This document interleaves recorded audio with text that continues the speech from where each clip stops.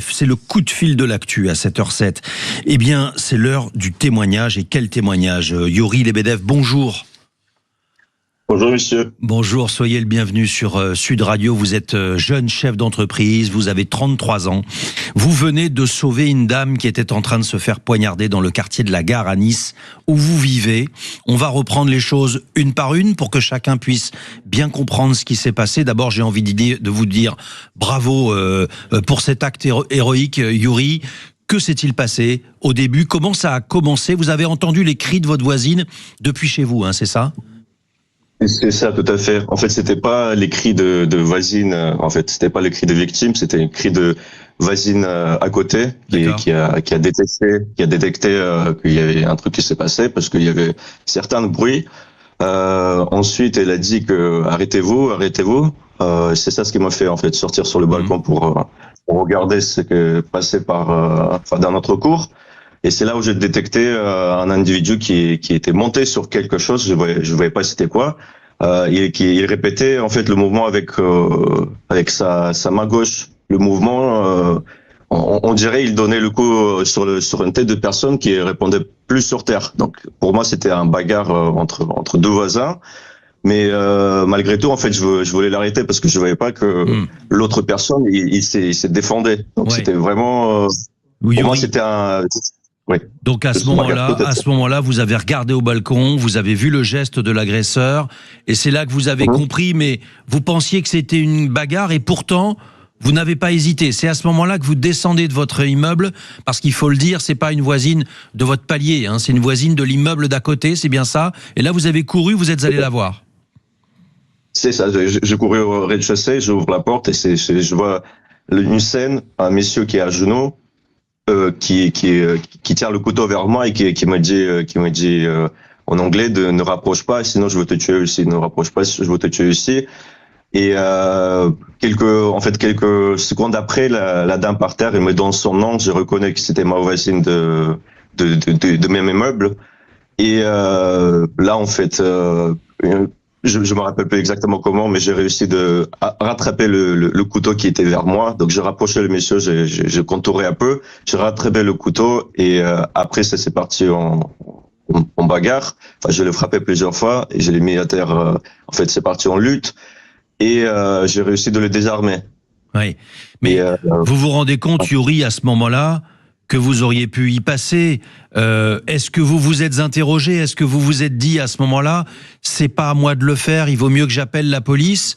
Ou bien est-ce que vous vous êtes dit, non, j'interviens, sachant que, vous le savez, hein, normalement on ne doit pas intervenir nous-mêmes, mais là, c'est vrai que c'était plus fort que vous, c'est ça?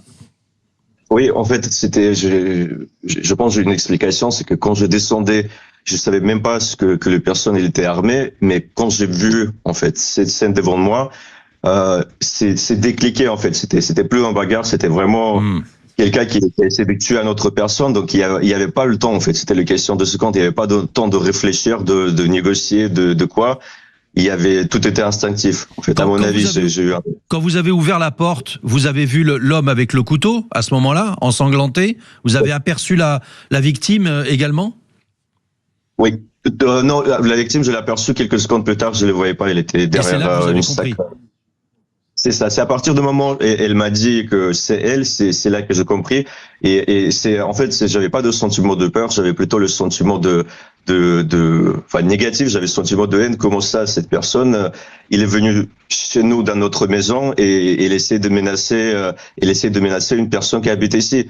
Et il me demandait de partir d'ici pour laisser finir son affaire. Donc, pour moi, c'était pas le peur. Pour moi, ça me nourrit en fait un autre sentiment qui m'a poussé en fait d'aller vers lui et attraper le couteau. Incroyable, c'est incroyable ce qui vous est arrivé. Et alors à ce moment-là, vous lui faites face. Vous avez raconté à l'instant qu'il y a eu une bagarre. Vous le repoussez et à ce moment-là, vous comprenez parce que vous voyez les blessures sur la victime et vous commencez à prodiguer des soins. C'est ça, mais comment vous avez fait pour que l'agresseur reste à l'écart? En fait, quand j'ai réussi de le désarmer, je l'ai posé sur sa ventre et j'ai bloqué sa main contre son cou et je bloquais lui-même avec mon genou. Donc ça m'a libéré le deux bras j'étais sur le genou sur lui et lui il était sur sa ventre par terre. Et après j'ai réussi en fait de regarder un peu ce qu'il y avait la dame, mais pareil en fait c'était là c'est tout est passé sur les instants. Oui, bien sûr. Bien sûr, tout va très vite. Tout à fait. Je savais qu'il devrait pas, en fait, il devrait pas s'endormir. J'ai essayé de le parler, de le garder avec nous jusqu'à l'arrivée de la police. Enfin, après, c'est la police qui ont repris le relais. Vous avez eu le temps de les appeler ou c'est quelqu'un d'autre qui les a alertés? Comment ça s'est passé?